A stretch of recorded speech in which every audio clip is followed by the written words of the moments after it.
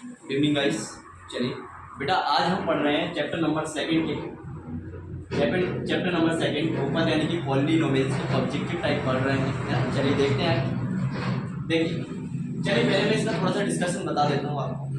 बहुपद यानी कि पॉलिनोमियल चैप्टर नंबर 2 है आपका। कौन सा? बहुपद यानी कि पॉलिनोमियल, चैप्टर नंबर सेकंड।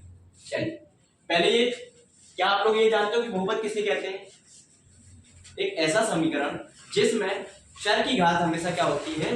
एक पूर्ण संख्या होती है। कैसी होती है? तो चर की घात हमेशा एक पूर्ण संख्या होती है, वो क्या कहलाता है? अपना बहुपद कहलाता है। समझ में आ गई बात? चर की घात यानी कि एक ऐसा समीकरण, एक चर में एक ऐसा समीकरण जिसमें हमेशा चर की घात। चर क्या होता है? चर मतलब वेरिएबल, ABCD का जो भी XYZ कोई सा भी लेटर आ जाए आपका रहेगा एक ही, ठीक है। उस पे क्या है? चर की घात हमेशा क्या होना चाहिए? एक पूर्ण संख्या होनी चाहिए। तो वो आपका क्या कहलाता है? बहुपद कहलाता है, पॉलिनोमियल। क्लियर हुआ? इतना समझ में आया? चलिए इसके बाद में देखिए जरा, देखिए एक घात वाला जो बहुपद होता है जिसमें चर की घात एक होती है उसको बोलते हैं रैखिक बहुपद। क्या बोलते हैं? रैखिक बहुपद। घात 2 होती है तो उसको बोलते हैं द्विघात बहुपद। घात 3 होती है तो त्रिघात बहुपद। 4 होती है तो ऐसे आगे बढ़ता रहता है, ठीक है ना। मोस्टली 3 तक पढ़ते हैं अपन उसको, ठीक है।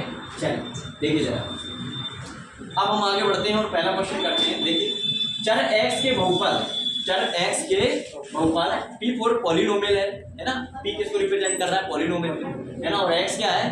कोई सा बहुपद है, वो उसमें चर क्या है?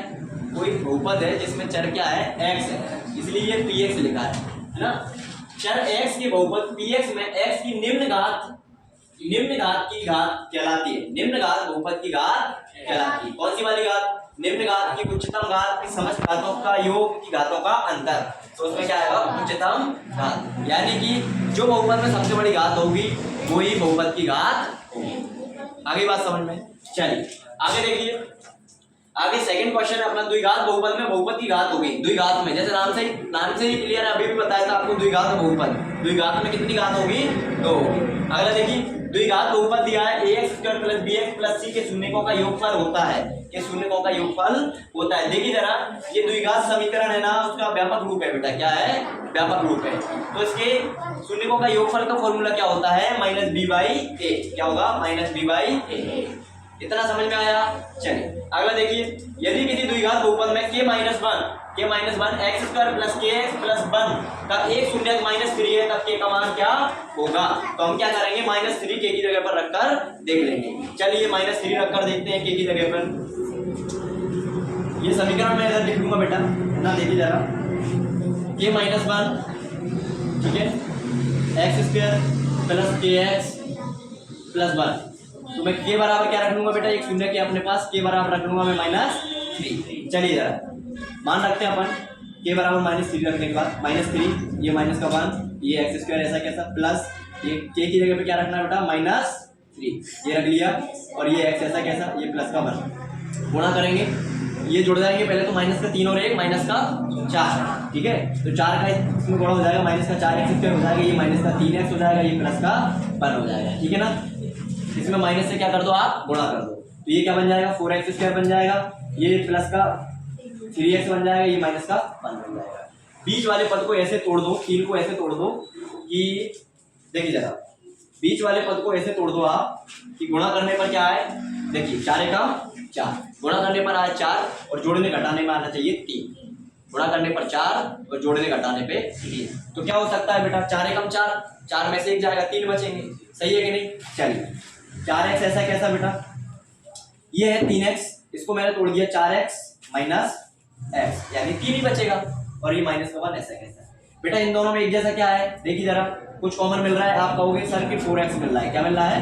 4x। अंदर क्या बचा बेटा? यहाँ पर x बचा, यहाँ पर क्या बचा? 1 बचा। क्या बचा? 1। कुछ भी नहीं बचा। 4x से 4x ही कॉमन ले लिए तो क्या बचा? 1 बचा। इधर देखिए, इन दोनों में आपको क्या कॉमन मिल रहा है? आप बोलोगे सर कुछ नहीं मिल रहा है, 1 मिल रहा है। क्या मिल रहा है? 1। चलिए इसमें से अपन माइनस का 1 कॉमन ले लेंगे तो अंदर क्या बचेगा बेटा? x + 1, ठीक है। अंदर वाली वैल्यू दोनों एक जैसी हो गई, तो अपन क्या करेंगे? एक बार अंदर वाली वैल्यू को ले लेंगे और एक बार बाहर वाली वैल्यू को। चलिए 4x - 1, ठीक है। मान निकालेंगे बेटा। चलिए मान निकालेंगे, x + 1 = 0, तो x बराबर एक बार -1 आएगा आपका, और इधर अपन 4x माइनस 1 बराबर 0, तो 4x ये 1 उधर चला जाएगा, तो x बराबर क्या आ जाएगा 1/4, 1/4। समझ में आ गया? तो देख लीजिए इसमें कौन सा दिया है आंसर आपका, कौन सा दिया है, इसमें कौन सी वैल्यू दी है,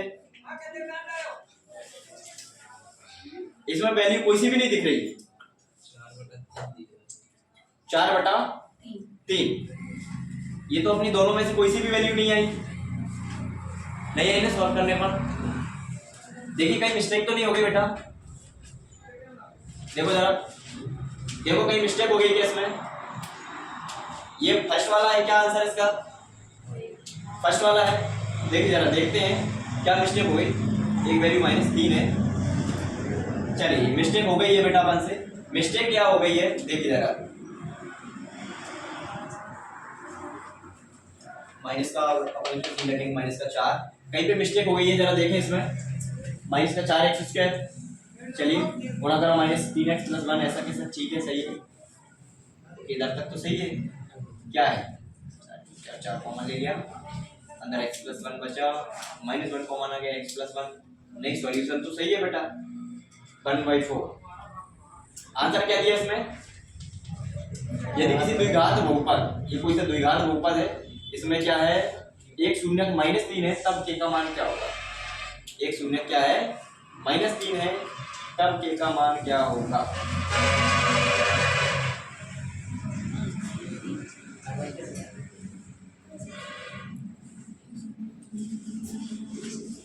देखिए जरा बेटा, गलती ये हो गई अपन से, अपन ने k की जगह पे मान रख दिया, अपन को रखना था x की जगह पे, अब रखना था x की जगह पे, मिस्टेक ये हो गई अपन से, ठीक है ना, कहाँ रखना था x की जगह पे वैल्यू रखना था, x की जगह पे वैल्यू रखते तो देखो जरा क्या बनता अपना, देखते हैं एक बार करके, ठीक है। पहले इसका लास्ट जो बच रहा है इसका आंसर देख लेते हैं, इसके बाद इसको सॉल्व कर लेंगे। देखिए जरा, एक द्विघात बहुपद जिसके शून्यक -3 एवं 4 है होगा, द्विघात समीकरण कौन सा होगा, इसमें देखना अपन को द्विघात समीकरण कौन सा होगा, ठीक है। एक द्विघात बहुपद जिसके शून्यक -3 एवं 4 है क्या होगा, ठीक है।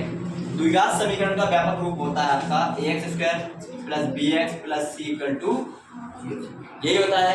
चलिए देखिए जरा, शून्यकों का योगफल क्या होता है बेटा, अल्फा + बीटा बराबर -b/a, यही होता है। चलिए अल्फा + बीटा की वैल्यू देख लीजिए, यानी कि इन दोनों को जोड़कर देख लेते हैं अपन, -3 + 4 तो क्या आएगा, माइनस का एक आएगा, अल्फा × बीटा देख लेंगे बेटा, अल्फा × बीटा तो -3 × 4 तो माइनस के क्या आएंगे 12 आएंगे। इन ऑप्शंस में देख लो आप बेटा, इसमें देखो यानी b की वैल्यू -1 और c की वैल्यू -12, देखिए जरा ऑप्शंस में देखिए कहाँ है, b की वैल्यू -1, इसमें देख रही है b की वैल्यू -1 है, लेकिन c की वैल्यू +12 दिख रहा है, तो ये अपनी वैल्यू नहीं हुई। इसमें देखिए, इसमें तो दोनों ही प्लस के हैं, तो ये वैल्यू अपनी नहीं हुई। ये वाला देखिए, ये वाला देखिए, ये तो हो ही नहीं सकता। ये वाला देखिए, इसमें क्या कर दिया बेटा, इन सबको आधा कर दिया और 12 को भी आधा कर दिया, 12 का आधा होता है 6। अपना आंसर कौन सा है, सी नंबर वाला। कितना समझ में आया? चलिए जरा एक बार मैं इसको देख लेता हूँ। इसमें क्या करना था अपन को, वैल्यू रखना था। क्या रखना था, वैल्यू। इसकी एक्स स्क्वायर यानी कि 3 का स्क्वायर करते हैं अपन तो कितना हो जाता, 9। चलो इसमें रखते हैं अपन, क्या हो जाता अपना 9।